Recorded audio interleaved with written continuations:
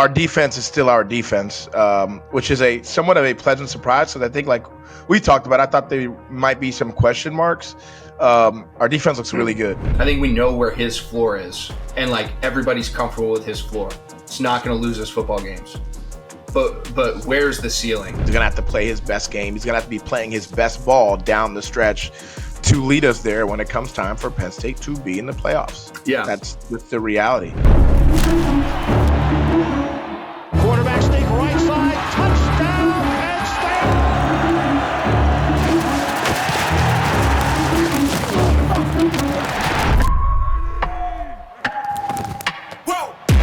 Who knew I would make it this far? They hated they. What's going on, guys? Thank you for tuning in to State Media.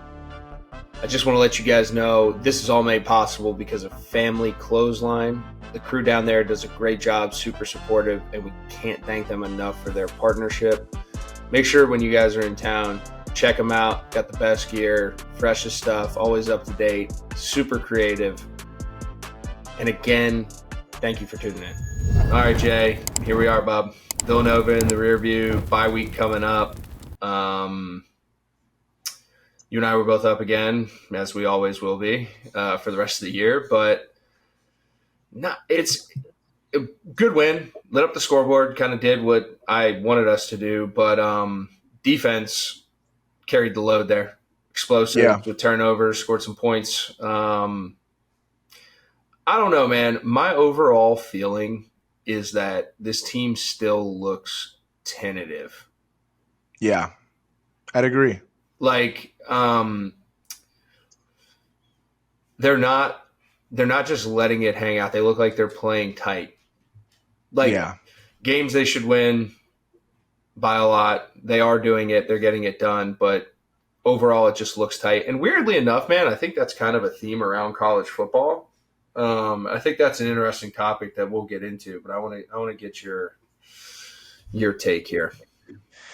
Yeah, I mean, I feel like we're looking like a typical Penn State team when we kind of went into this season feeling like this was going to be like a bona fide, anomaly of a team. Our defense is still our defense, which is a somewhat of a pleasant surprise. So I think, like we talked about, I thought there might be some question marks. Our defense looks really good. I mean, we knew, or at least we were expecting there to be an upgrade because of the defensive coordinator and Jim Knowles coming in, and I think he has his defense freaking buzzing. I think our identity is being formed around our defense. I think that's the best way to say it. Yeah. Our identity is being formed around our defense, just as normal Penn State teams always are. But I think this is the year that we kind of thought that our identity would revolve around our offense. And it's not necessarily looking that way. That's a good point. I 100% did because you look at it, obviously, and you know how training camps go. Defense is always ahead of the offense. Offense is always talking shit. But it's a little bit easier to defend in a lot of ways. But you bring in a new offense, you bring in a new defensive coordinator, an offensive coordinator second year. They kind of got hot. They looked in rhythm. You brought all those players back on the offensive side of the ball for the most part, really only replacing Tyler Warren. Added a bunch of new guys from the transfer portal. They've been looking good. I will say that. Like, I really like Trebor Pena.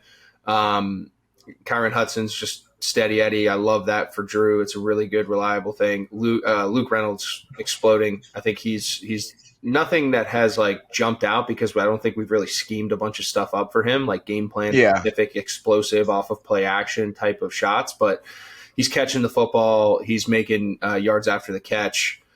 Looks to be a really good addition. The guy I really like is Andrew Rapplier. Like I said, Dink's doing a good job. I just think they again, on that side of the ball, it looks like they're playing tight. On the defensive side of the ball, I think that they're cutting it loose a little bit more because that might be the expectation with Jim Knowles. A lot of the stuff I've been hearing internally is he's a hard ass, man. I mean, he's coaching to a standard, and he's not just saying it; he does it. Yeah. I mean, there's a lot of conversations of the standard, and there's no moral victories prior to or before that, right? And I think that's a good change, kind of what you're talking about. You said typical Penn State season and all these expectations coming into it.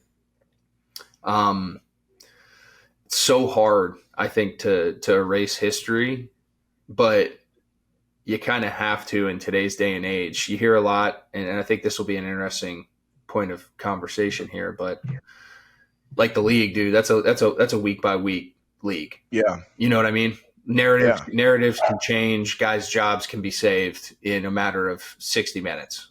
You know what I mean? Or the other way. I think college football is kind of getting much more like that, where expectations, narratives, like you need to be able to prove everything every time you step on that field because of the investment, because of that. And that's kind of what I was getting at earlier about, like, what do you like? Is the money affecting the product?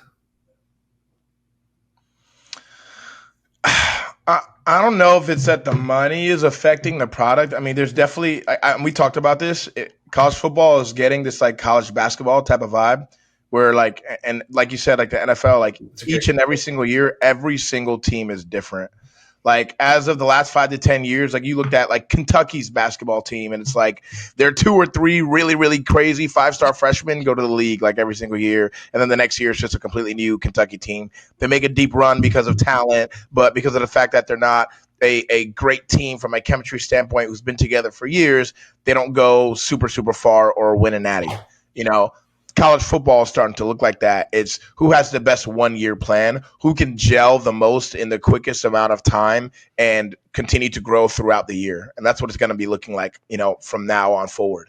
Now, I will say this. I think Penn State has a great culture and has attacked, you know, NIL and has done the best job it possibly can in retaining talent and keeping the we over me more so than any other college football team. But reality is still reality, and that's kind of the world that we're living in. So yeah, I don't necessarily think that like NIL is impacting our team as much as other teams, but it's definitely different. We're definitely, you know, living in a new world right now. Like you look at guys like Amari Campbell and Tony Rojas. Like I think they're really growing together and starting to really gel. Like I'm loving seeing the communication they're having out there. Like I still remember when like, you know, me and Troy Reader came in and both, you know, played backer, and like thinking to myself, like, we're going to be one of those duos. Like we're going to be like those guys, like the Moudys and the Sean Lees or the Bowmans. And, you know, like we're going to be that type of duo, and the Gerald Hodges. And, you know, when Troy left and went to Delaware, like that was really, really disappointing for me because like we really had something there, and that's tough to deal with. So these kids are dealing with a lot, you know, from that standpoint. I think when you look at our defense, I think our DBs are playing outstandingly well. I think a lot of that has to do with Terry Smith. He's been an assistant head coach for us for a long time. Has always been super detailed. And not only that, he's a guy who's always been able to adapt. And I think in this world, you got to be great at adapting. You know, I don't think the mindset, I talked to Coach Terry Smith about this, I don't think the mindset and his approach is the same that he had when we were there, because it's just a different type of kid. You know, they're just different. This Generation Z, they're not the same. You can't coach them the same way. Not that they can't be coached, but I think the way you got to coach them is different. The way you have to grab motivating factors from within for them are different than our motivating factors, you know? And it's about learning what those motivating factors are and being able to apply them to get the best out of a kid. And I think Coach Terry Smith does a really, really good job of that. And that's the reason why he's been an assistant head coach for us, you know, for so long. It's a good point. Let's dive into the defense, then we'll hit the offense and roll through normal kind of flow. But I mean, 2.8 yards per play. They're putting some really good stuff on tape. The front continues to be extremely disruptive. Even when they don't hit home, they're now starting to cause turnovers in the back half with the pressure, getting an arm on on the quarterback as he's throwing. Ball goes out haywire, who knows where it's going type of thing. They're doing a really good job. I'm thinking of Denai there, obviously. But I also like, you know, you saw a little bit of Jim rolling it there, specifically at the latter half of the game, you know, got to have it type situations. You saw him go zero a couple times, right? Yeah. Force that backup quarterback of Villanova to have to make a play. And he did. He made a couple of them. Good for him. But I kind of like what he was putting on tape, rolling it a little bit. I just want to see this team against like talent, like really bad. Me too. Because again, it just seems overarchingly that there is still a little bit of hesitancy, maybe because they're chasing perfection. And maybe it does have to do with the expectations of why they're tight chasing perfection, right? Because I think that's a unique concept within itself.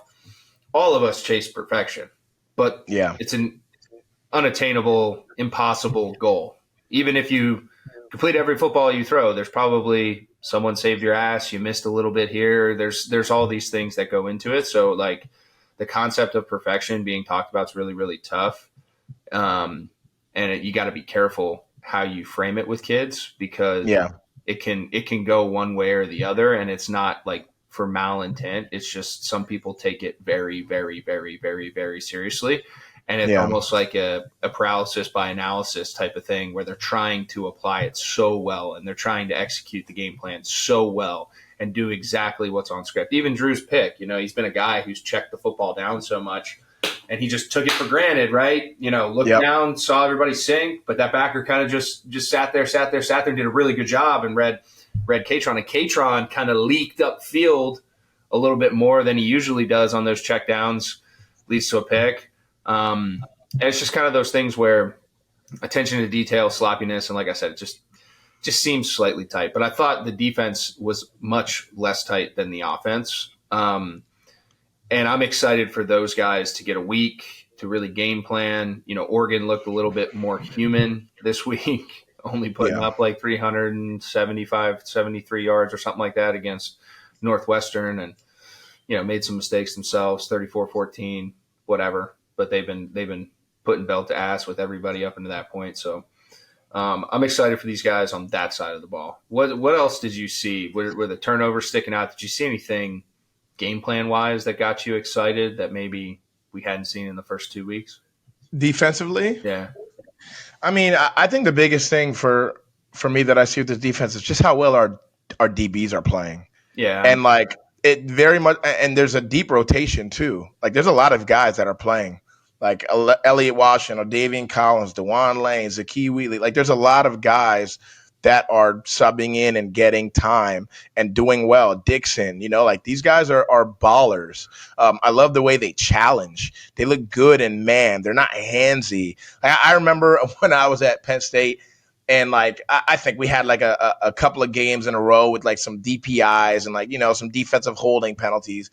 And I remember Coach Terry Smith put boxing gloves on our guys and made them go through practice with boxing gloves on to make sure they couldn't hold and to make sure they moved their feet. And it just seems to me, I don't know if he's still doing that. I haven't been to practice as of late, but, the way the technique is being played, the way they're being disciplined with their hands and things of that nature and not getting penalties, I think it's great. Obviously they're not facing the most talented receivers. I think the bigger talents are coming, and, that's still kind of to see. But from what I've seen so far, I really like. And then on the other side of the ball, one thing I would like to see is I don't feel like we're challenging the field vertically enough. I don't think Drew is challenging the field vertically. Like when we had those guys like between Hamilton and Dotson and the KJ Hamlers and the Chris Godwins, like Saeed, like we had guys who would make one or two splash plays per game, like down the field. And it was like on a routine. I don't feel that from our offense yet. I don't feel Drew really pushing the needle, and maybe that's schematically, maybe that's a Coach K not calling those kinds of plays, but I don't feel that happening right now. I think Drew right now looks like he's really, really good at picking apart zone. And when man comes around, he gets more hesitant. And I don't think it's from a lack of trust standpoint or whatever, but I think it's from a lack of wanting to make any mistakes. But zone, he feels comfortable. Zone, I think he can pick people apart all day long. Yeah. But now we have the receivers who can win one-on-ones. Obviously I got to see them against even better talent. But as of right now, from what I've seen on tape, we have receivers that can win on one-on-ones. I want to see Drew push the freaking ball. I don't want – we have too much talent on this team to be a grind the clock, churning down drives, 13-play, 14-play, 15-play drives. Like, we don't need to do that. We're more talented than that, in my opinion. So that's where I want to see the offense grow from here on out. Yeah. I'll put one more point on the defense about the DB specifically. You saw Day Lane get back in there. I love the way these guys are playing in space physically. like tackling Yeah. in space, Yeah. shooting gaps. To your point, maybe might get us once or twice here down the line with somebody who does, kind of jump It's a over little that freaky. two-string tackle or Yeah. something like that. But they are cutting it loose on the edge in space. And shooting their shots. They're playing very, very physical. Yeah. And I think that's a testament again to those guys, and they're all freaky, dude. I mean, 6'2", 205, 210, 215 long. They're gonna make more plays than they miss. And I want them to continue playing with that aggressiveness, because I think that's been the one thing that I've been, outside of everything you highlighted, which I think is a given. Guys, really the explosive plays that we've given up have been man pick routes across, runaways. Dude gets caught up in trash and he's out the back door. Yeah. Like that type of stuff. Yeah. Like, And that's football. Like that happens. But can we play it better? Can we maybe see it pre-snap based on the alignments of receivers, guys being close to each other for a reason? This, that, and the third. 100% we can. But I think you learn from that. Pass it off. You learn from that. Like those are all things that you get as you continue to play in different concepts. But yeah, that's been good. And then let's dive into that offensive side of the ball. Because I think that's a great point about pushing it vertically. And you brought up, and I'll just think like retrospectively, like I came into a game like I wanted to throw it at least 5, 6, 7 times down the field. Like at least minimum.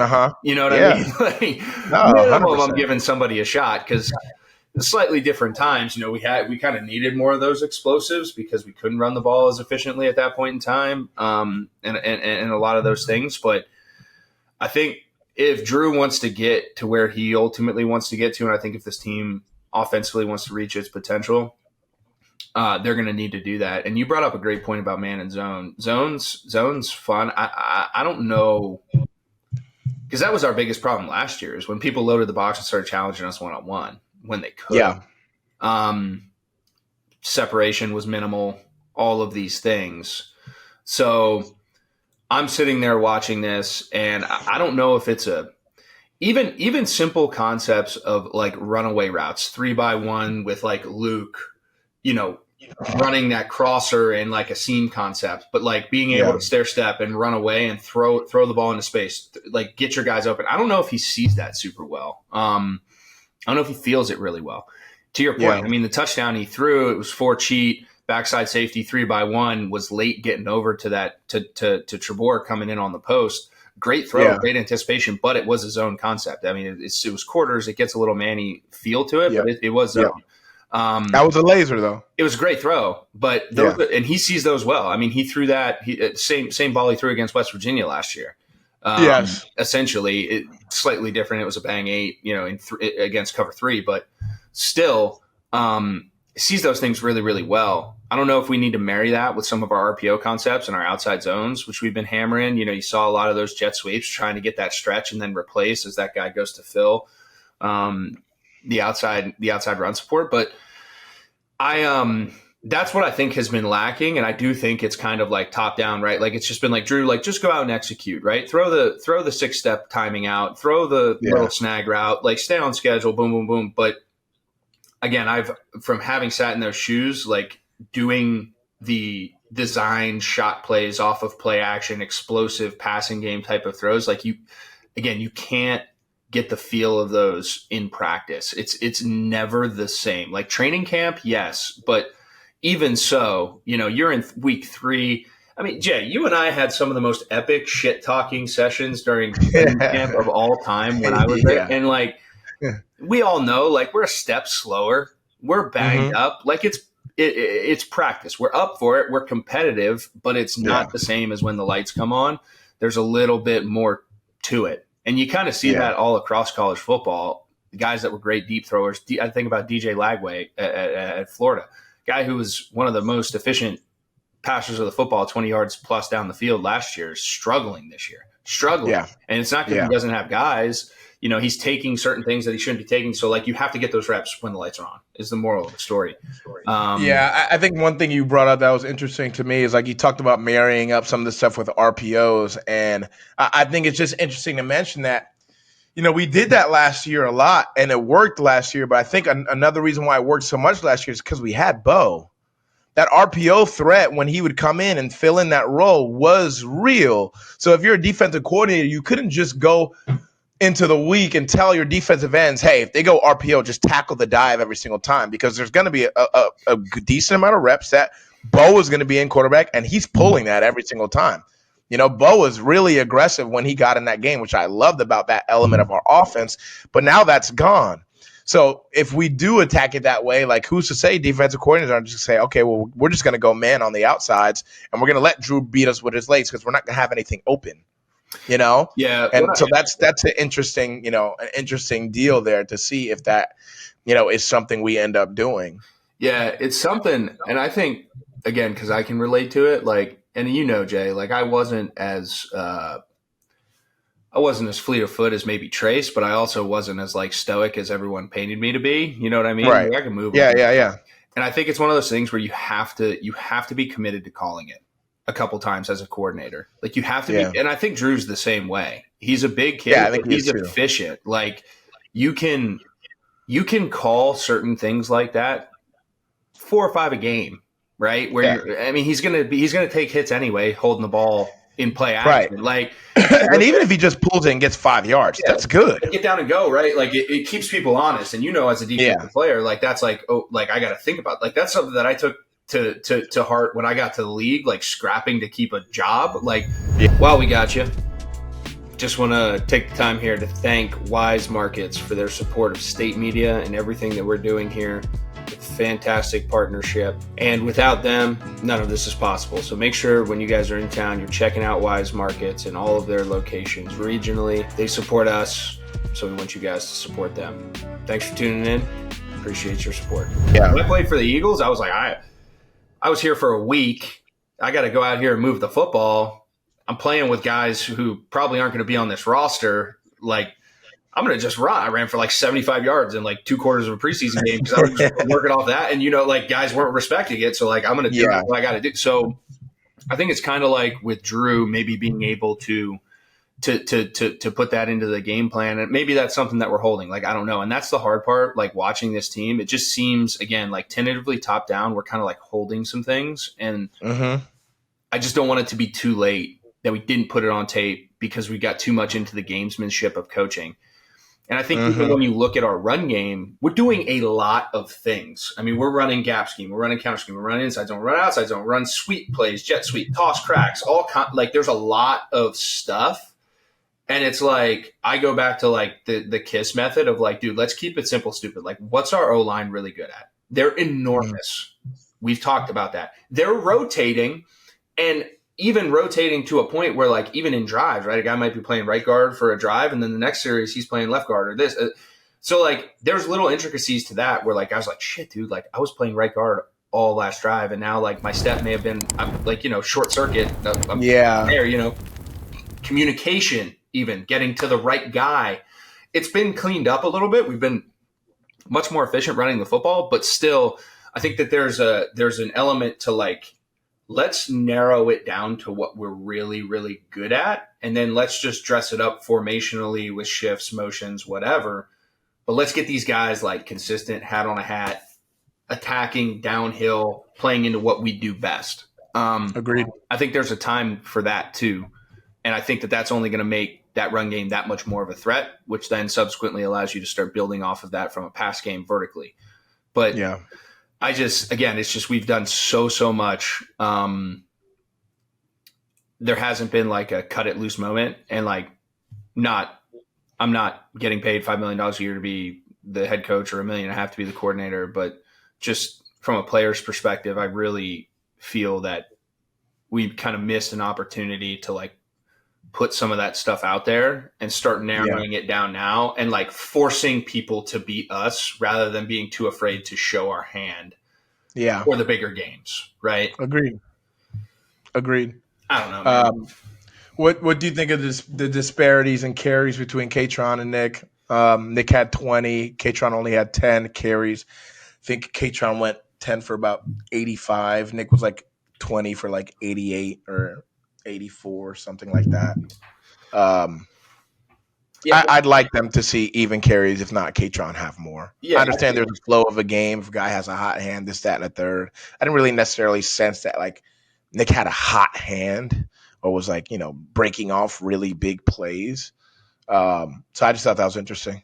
I mean, you know how it is, bro. I think it's a little bit of thinking back to some of the comments after the game last week with Coach talking about Nick being trying to be a little too perfect. I think the benefit is you got a really good working relationship between the two of them. I think all that's going to even out as the season goes on. I think for this particular case, I think it was just one of those things you're trying to get 10 the touches and get that confidence back and seeing what you wanted to see out of them. I'm sure they're probably talking about that in the film room right now. But to your point, I mean, 13 with his touches was much more efficient. I'm not super concerned about that. I think, again, it goes back to like what you're doing from a run game scheme standpoint and not just putting the offensive line in the best position, but also your running backs in terms of how they see things and how they react to things. And, maybe Nick's your guy that's like your zone guy, right? Like, I think he's like your one cut, hit it, go, do what he's got to do. And then Kaytron's going to be a little bit more of your gap scheme guy and being able to actually be patient and sit in the hole and hold on, and then explode and go. So I think they're trying to feel all that out still. But again, it's like one of those things, like going back to the point you made about how all these rosters are like win now, 1-win rosters and all that stuff. I think the advantage Penn State has is that's not necessarily the case. Like, you've watched both of those kids grow up. Like, you know what they do well. So like, not overcomplicate it. Like, let's just do that. Yeah, and that's the majority of this team compared to a lot of other teams. Yeah. I know, like, we have basically a brand new, receiver group, but that's kind of the outlier on this team. Everyone else is pretty homegrown. Yeah. For the most part. Yeah. And I think that there's definitely an element that we have to get back to here in the relatively short order of like, this is who we are, this is our identity. And then like everything outside of that is your change up, as opposed to like throwing a bunch of change ups out there for whatever fucking reason. I don't know, man. Like, again, just my thought process. Like, I feel much better as a player when I know who we are and what we're going to do, and I want you to beat me, as opposed to I know we can do a lot of things, but sitting here going into a bye week, undefeated, number 2 in the country, biggest game of the year up into the point coming in 2 weeks, I don't really know if they feel like who we are and who we're going to be. Yeah. I think that might have been the biggest miss of this early preseason that you and I have kind of integrated and talked about and painted as. I think that might be the biggest miss. But the beauty of this is they get to prove us wrong on the 27th. They could just come out here and just look freaking like a well-oiled machine. And I'm going to be like, well, I look like a jackass. You know what I mean? I'll be the first one to admit it, but I think you leave a lot to be questioned, and a lot of there's more risk to not doing that than there is to doing it. You know what I mean? Yeah. I just think like people are going to start chattering. Like, people don't have shit to talk about around Penn State football for 2 weeks now. Like, you're going to have those guys that nerd out over the film, and then media people are going to be at practice, and they're. Yeah. So as a quarterback, what do you think? As a quarterback, what do you think would help you the most going into a bye week that will make you feel more comfortable with vertically throwing the ball? Is that going into bye week and having a lot of one-on-one sessions with an emphasis on pushing the ball? Does that get you more trust? Is it just having a lot of team, or is it 7-on-7, a ton of reps? Like, what do you feel like in the bye week needs to be attacked? And what do you think, as a quarterback, being in the shoes that you were in, what would help you in terms of pushing the ball downfield more than just like you were a quarterback that had the mindset that I like throwing this bitch downfield? Yeah. I think you kind of know the answer to that. I mean, that's just who I was. I had a little more gunslinger than I think 15 does in him. But I mean, to be honest with you, I think there's an element of like maturity of where he's at. Right. And I kind of want to hear your perspective. I played with things sometimes. Like if I knew that we weren't like trying to execute something and get something on tape and really see how it looked, like if we had a 7-on-7 period, like I just try to test Mike Gesicki. Like, can he make plays? Yeah. Like, you know what I mean? Like I would, Yeah. he might be really, really covered. Like you might be running with him vertically on a seam, and I want to see if he can flip his hips, you know, and I want to see if I can make that throw consistently. So I think that there's an element now of like maybe going into practice with a different intention. Like we know, Drew, that you can throw snag routes till the day is long, where it needs to be, when it needs to be there, how it needs to be there. We know you can like – Maybe it goes back to that point I brought up, like those crossers, right? Like I don't like it, but maybe like, hey, Kay, like give me a whole period working off play action where I have like crosser flat, like running from right to left or left to right with a big post over the top, and I can just watch that safety if he gets depth. Cool, now I'm working these two, and I might try to fit a ball over top of somebody that I haven't done before. Like, just being a little bit more open, and that goes back to what I was saying. I think these guys definitely treat this a little bit more pro. Like these guys are growing up earlier than we even had to, and I think the money definitely is an element of that. And I think that's a good thing because again, I think the product should be better because of that. So add a little more stability and openness, and not like 1-year contracts where guys are going to look out for themselves. I think you're going to get what you ultimately want out of college football. But I think that to answer your question, like that's kind of what I would do this week is like I would really start playing with these things and be like, hey, like who is going to be our guy for these types of things? And like, let's get as many reps as we can of those throughout the week. Like who's going to be our guy in the red zone? You know what I mean? Like who's going to be our dude who man zone, whatever, has the feel and the savviness to get open in zone, but also has the ability to go and win maybe a jump ball or a 50-50 ball that's on the back shoulder or high on the back knee, whatever. And just get those reps.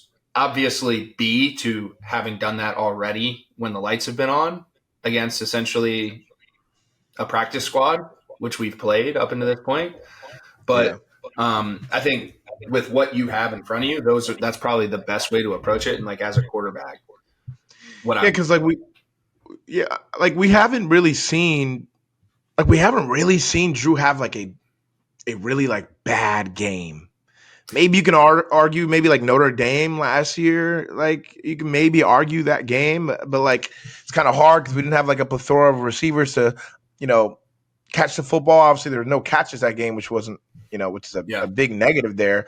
But like we haven't seen him have a bad game. We haven't seen him like force so many things that were like, Drew, chill out. Like I want to see him like just push the needle. You know what I mean? I want that wherever that line of comfort is, I want him to further it. Like I want it to be further.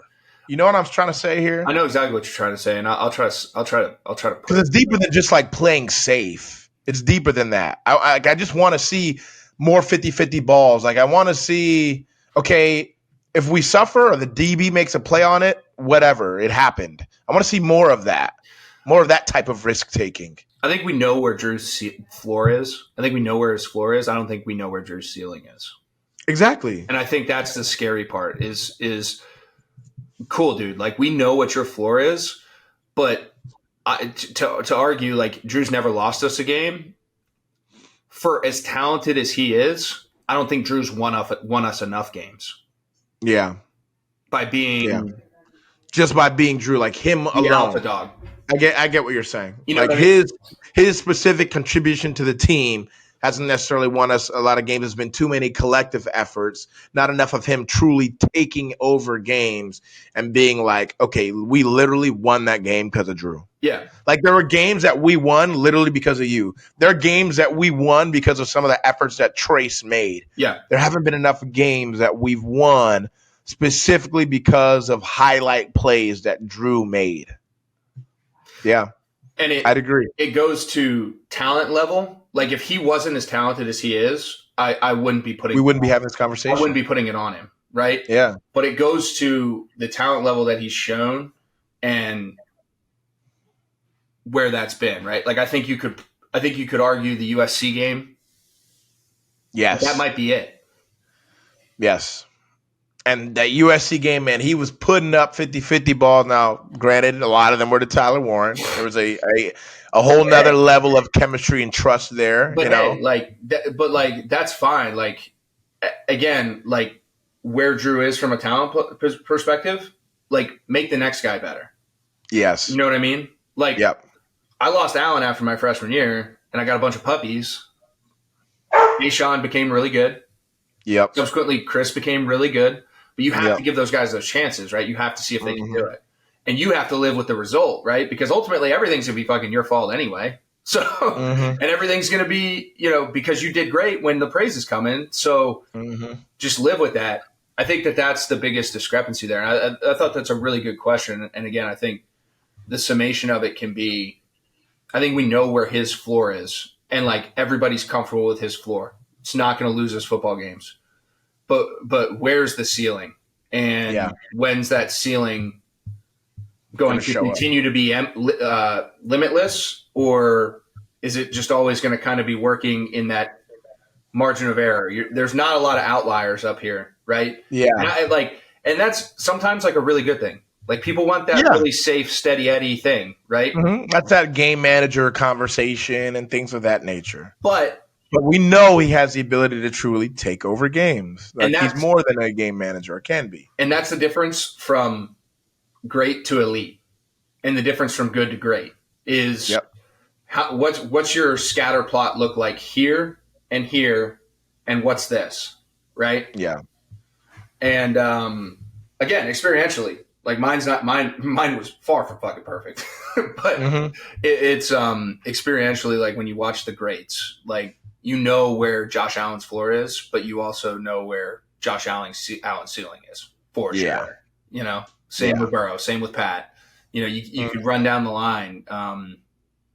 Even going back to college, like you knew where Andrew Luck's ceiling was. Like you knew where all these guys, like you were like, dude, like Andrew could come out there, buckle the chin strap and be like, I'm taking this bitch over, and would take it over, Yeah. Trace did the same thing. Sean, I did a couple. Like you got to kind of see that out of your alpha dog. Yep. So again, opportunity, but that's like people argue about Drew's feet. Like, did his feet really haven't gotten better, or his mechanics? Or it has nothing to do with that. Like nothing. It has everything to do with the conversation you just brought up, and I'm happy you did because it's a really good one. Yeah. I think conversely, and I think just to kind of get out of here, we'll brush up just on college football, dive into Oregon like heavy next week. But like you could have that argument about like Arch Manning right now. Like Arch Manning showed us what his ceiling was last year, and now there's all these expectations, and now Arch Manning's showing us what his floor is. Yeah. I think that there's a big gap between the two. So how does he settle in, and what's his median? Like, what's the average? Like, what's the average look like? Exactly. You talk about it with baseball pitchers. My brother's a baseball pitcher. Like, that's the difference in the Braves organization. Like, that's the difference between a guy that goes and plays in the show and a guy who just continually is like knocking on the doorstep. Is like, if you get 10 starts, where is your middle and what's your top and what's your bottom subsequently, right? Like, we know the vast majority of that chart with Drew, but like the thing that I think is ultimately going to be like national championship caliber is like what's up here. And I don't know if we know what that is. Because that's what we're going to need at the end of the day if we want to win a national championship. That's what we're going to need. Yeah. We're going to need his ceiling. That is just the truth. We're going to need his ceiling. He's going to have to play his best game. He's going to have to be playing his best ball down the stretch to lead us there when it comes time for Penn State to be in the playoffs. Yeah. That's the reality. Like, you don't have this conversation about an Arch Manning because, well, he's basically in year one. So, he's got a lot of growth to do. The fact that we put, or I say we, but I didn't have any expectations of Arch Manning because I know how it goes. I know this is his first year starting. My expectations are nothing. I understand, yes, he's got a lot of talent, but guys, you got to understand this guy's got to grow. This guy's got to see it all. This guy's got to have adversity. This guy's got to have a 3-pick game. He's got to go through those things for him to mature and be the most consistent and best player he can be. But yes, the potential for sure is there. But you can't just think that the potential is going to be where he's at each and every single game. That's not fair to him. Yeah. It's not fair. No. It's just not fair. Bryce Underwood over at Michigan, not fair. It's just not fair. Yeah. 5-star, all these expectations, comes out, and he's freaking balling, saying he's the next second coming of Cam Newton. Well, did you feel that way against Oklahoma? Yeah, he made some plays, 100%. And you can tell that down the road, he is going to be a very, very good player in this league. But allow these guys to mature, allow these guys to grow, allow their games to grow, because that's just life. That's what has to happen. Yeah. Yeah, I mean, you struck a chord there with me. We could talk about that for hours. That's just it's real. It is real, and it's a tough thing, and that's where, as a player, right, you have to put yourself in the best position to be successful. You have to be selfish in that sense in today's day and age, and that's where, like, I don't have any sympathies for a lot of these guys who are in really, really good situations. Yeah. Because frankly, I ran into a really, really bad one and still made it work. So like, and maybe that hurt me down the road with overall development, but like, I want these guys to, and I want everyone to be successful, dude. Like, you know me, right? Like, I want everyone to win, bro. 100%. So across the board, it's interesting, but like, you're seeing this stuff. Like, look at Cade Klubnik down at Clemson, lose Georgia Tech. You know, he was supposed to be a Heisman frontrunner. Dude does not look confident. So he looks like he's lost a lot of confidence. You're just sitting there watching this stuff unravel, and I guarantee you, if anybody went and watched Cade work out, you'd be like, man, like this dude's good. Like, he's got it. Like, it's just an element of a lot of factors, right? It's the most dependent position in sports, and you got to get guys to, you got to be in a good situation overall to ultimately like allow, again, like that ceiling to not, or that floor to not look as bottomless pity as that ceiling might look when you do strap it up and play really well. So, you know, but it's been crazy. Just college football. There are a lot of good games. Georgia-Tennessee game was phenomenal. Vanderbilt, really shocking South Carolina. The Pitt West Virginia game was great. Love to see that backyard brawl, fighting for rivalries consistently. Nebraska looks good. That you and I called it. That is going to be the asterisk game for the rest of the year for me at the end of the season. If everything plays out how we think it's going to, Penn State's undefeated rolling into that. There's a damn good chance Nebraska is too. That's going to be a tough football game. That's going to be a confident team. They're going to be ready to go. So that's. I think we're on the road for that game. No, I think they're coming here. I think they're coming. Oh, they are? Okay. Yeah. Ruley coming back home. It's a saving grace. Yeah, it is. But yeah, man, I've been pleasantly surprised with college football. It's been a different college football than I think what I'm used to for everything we talked about, just the change. There's some people that are getting it, there's some people that are not, and I still think that there's that world where you're going to have these emerging characters as things go, and specifically for our guys, you know, they got a lot of good things in their favor, and I just want to see them maximize it. So yeah, yep. So we'll have a little week here. Jay and I'll make sure we dive into some Oregon a little bit more. Get you guys prepped up next week, but I think that covers it, right? Like Villanova, good job, did what we needed to do, check the box. When you dive a little bit deeper into it, still some questions that aren't answered for me, but hey, live with it. And I can't wait to be on that sideline at 7:30 on the 27th. It's gonna be me electric. Too. So me too. I'm gonna be locked the fuck in. Yeah. Yeah. But I appreciate you, Bo, and appreciate all you guys listening in. Make sure you guys are following along, putting out a bunch of really good content out of State Media now. Jay and I's opinions, obviously, here in the pocket, but plethora of things coming your way. So make sure you guys stay locked in. Appreciate you, and we'll catch you next week.